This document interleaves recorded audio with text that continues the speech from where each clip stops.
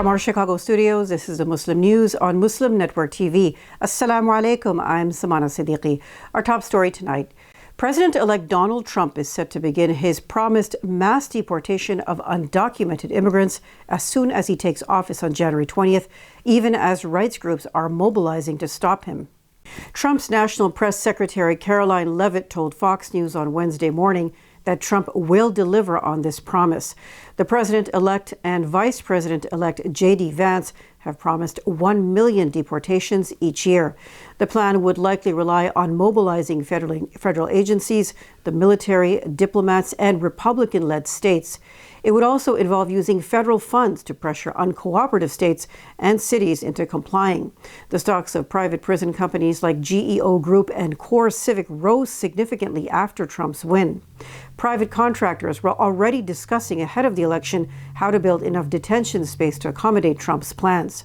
An American Immigration Council study found that a massive one-time deportation program of the estimated 13.3 million migrants in the country without legal status would cost the government at least $315 billion. Deporting 1 million migrants a year would cost $88 billion a year, for a total of more than $967 billion. The study also found that the move would shrink the nation's gross domestic product by between 4.2 and 6.8%, not to mention the massive human cost to immigrant families. Approximately 5.1 million children who are U.S. citizens live with an undocumented family member. The council has warned that such a program would likely threaten the well-being of all immigrants and increase vigilantism and hate crimes. Exit polls show 56% of U.S. voters favor offering immigrants already in the U.S. a pathway to citizenship. A Data for Progress survey found that respondents did not favor deportation for 7 out of 9 categories of people who might be caught up in a mass deportation scheme. The ACLU has urged cities and states to take steps to protect their undocumented residents ahead of January 20th. Legal groups are gearing up for Trump to potentially evoke the Alien Enemies Act of 1798, which authorizes the country to deport non-citizens of a hostile nation. It has only been used 3 times, most recently to detain Japanese Americans during World War II. In related news, the Premier of the Canadian province of Quebec is warning that Canada needs to act quickly to secure its borders against a massive influx of migrants because of President-elect Donald Trump's win this week. Quebec borders on 4 northeastern U.S. states. During a press conference after the presidential election, François Legault said, "We'll be calling on the federal government to fulfill its responsibility to protect our borders." He added, "The problem isn't immigrants, it's the number." Trump promised during his election campaign that he would order the mass deportation of millions of migrants living in the U.S. illegally. Canada's National Police Force says it has contingency plans, including increased border surveillance in case of a flood of migrants. Royal Canadian Mounted Police Sergeant Charles Poirier told the Globe and Mail newspaper that his agency started working on the plan months ago in the event of Trump's promised deportations. Russian President Vladimir Putin congratulated Donald Trump on Thursday for his U.S. presidential election victory. Speaking from the city of Sochi, Putin said, "I have already said that we will work with any head of state that the American people trust." He said he was impressed with Trump's behavior during 3 assassination attempts this year and described the U.S. president-elect as a courageous man. The Russian president claimed Trump was hounded during his first presidential term, which made him afraid to take a step. The Kremlin said Thursday it had not ruled out the possibility of talks between Putin and Trump before his inauguration in January. The cryptocurrency market surged following Donald Trump's win in the U.S. elections this week. Experts are forecasting a possible mega bull run on the horizon. Bitcoin, the most valuable cryptocurrency, hit a record. It surpassed $75,000, while other cryptocurrencies saw gains of more than 10%, pushing the crypto market closer to $2.5 trillion. Trump took a favorable stance on cryptocurrencies and crypto assets during his campaign. Ismail Haqqi Polat, a lecturer at Turkey's Kadir Has University, told Anadolu News Agency Republican control of the U.S. Senate and House, combined with Trump's win, has raised hopes for the regulated integration of cryptocurrencies into the American financial system. This was one of Trump's promises during his campaign. Sem Barlas Arsalan, associate professor of economics at Anadolu University in Turkey, said widespread crypto use in the U.S. could fuel an upward trend. It may result in what he called a significant mega bull run, although he said conditions are still developing. Government watchdogs on Wednesday said they are not going anywhere and will continue pushing for President-elect Donald Trump to face accountability for his 34 felony counts and other alleged crimes. That's even as Trump and his Republican allies threaten the special counsel prosecuting him.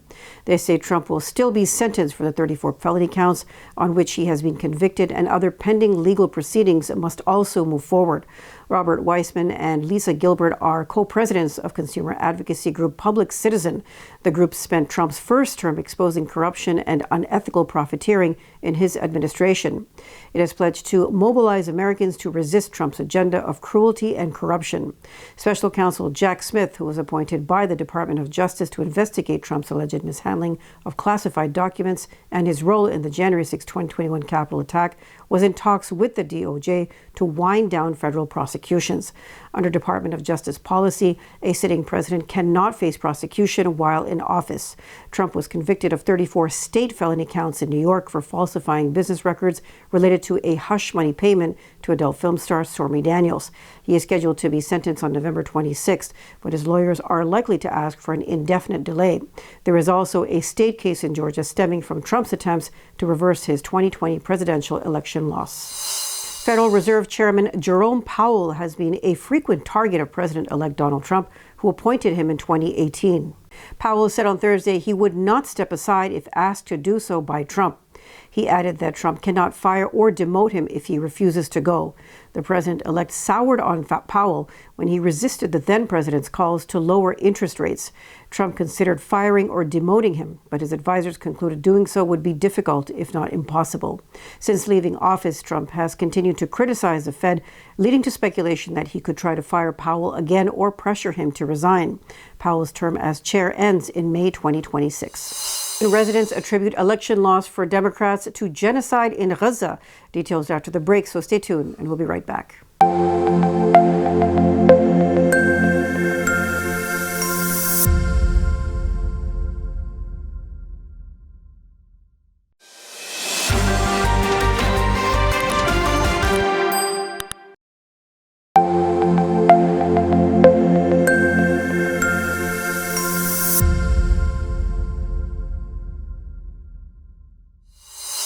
Welcome back. Voters in Michigan, notably in the Arab American hub of Dearborn, sent a resounding message in the November 5th presidential election that was driven by opposition to U.S. support for Israel's ongoing war on Gaza. That's according to many residents of America's only Arab-majority city, who see this U.S. support for Israel as government sanction for genocide. Dearborn residents shifted support from the Democratic to the Republican Party, contributing to Trump's nearly 7-point win against Kamala Harris in the city. In 2020, Trump received only 30% of the vote in Dearborn, compared to Joe Biden's 69%. This year, voters appeared to respond to what they view as a lack of action by Democrats against Israel's war, which has killed over 43,000 Palestinians, mostly children and civilians. Over 100,000 Palestinians have also been injured, and Israel has imposed a crippling blockade of food, clean water, and medicine on Gaza. Israel stands accused of genocide against Palestinians at the International Court of Justice for its war and violence in Gaza. Israel killed at least 33 Palestinians in airstrikes across Gaza on Thursday, according to medical sources. Israeli fighter jets hit a house in the northern town of Jabalia, killing 5 people and injuring several others.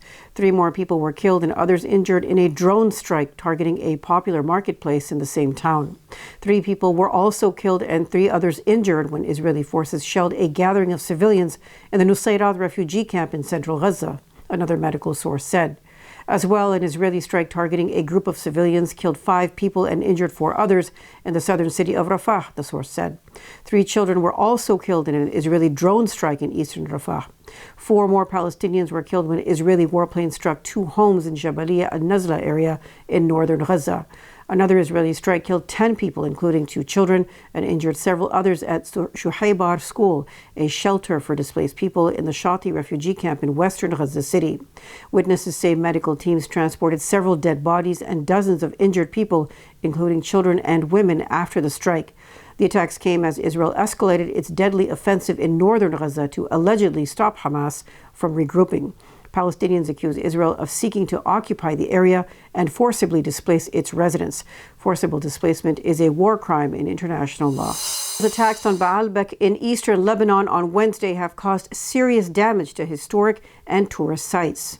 The Ottoman-era Al-Manshia building was destroyed in the attacks, while one of the oldest hotels in Lebanon and the Arab world, the Palmyra Hotel, was damaged. The city of Baalbek, which has been the target of Israeli attacks since September 23rd, is a UNESCO World Heritage Site. Lebanese officials are concerned that Israel's ongoing attacks could lead to the destruction of the city's historical artifacts, which have already been damaged in previous attacks. In recent weeks, Israeli strikes also damaged the Duris Dome in the village of Duris, a site with a significant Lebanese Turkmen population. The dome, originally built during the Ayyubid period with reused Roman materials, was affected by the attacks. A military judge has ruled that plea agreements struck by the alleged mastermind of the September 11, 2001 terrorist attacks and two co-defendants are valid. The judge voided an order by Defense Secretary Lloyd Austin to throw out the deals, a government official said. The official spoke on condition of anonymity Wednesday because the order by Judge Air Force Colonel Matthew McCall has not yet been posted publicly or officially announced. McCall's ruling means the three September 11 defendants could soon enter guilty pleas in the U.S. military courtroom at Guantanamo Bay, Cuba. The plea agreements would spare Khalid, Sheikh Mohammed, Walid bin Attash, and Mustafa al-Hawsawi the risk of the death penalty in exchange for the guilty pleas. The plea deals in the attacks that killed nearly 3,000 people spurred immediate political blowback by Republican lawmakers. Families of some of the victims and others are adamant the September 11 prosecutions continue until trial and possible death sentences. But legal experts say it's not clear that could happen. The Department of Agriculture, or USDA, has announced that students eligible for free or reduced price school meals cannot be charged processing fees beginning in 2027. Currently, school districts work with processing companies to offer cashless payment systems for families. But the companies can charge processing fees for each transaction. For families with lower incomes who can't afford to load large sums in one go, processing fees can increase costs disproportionately.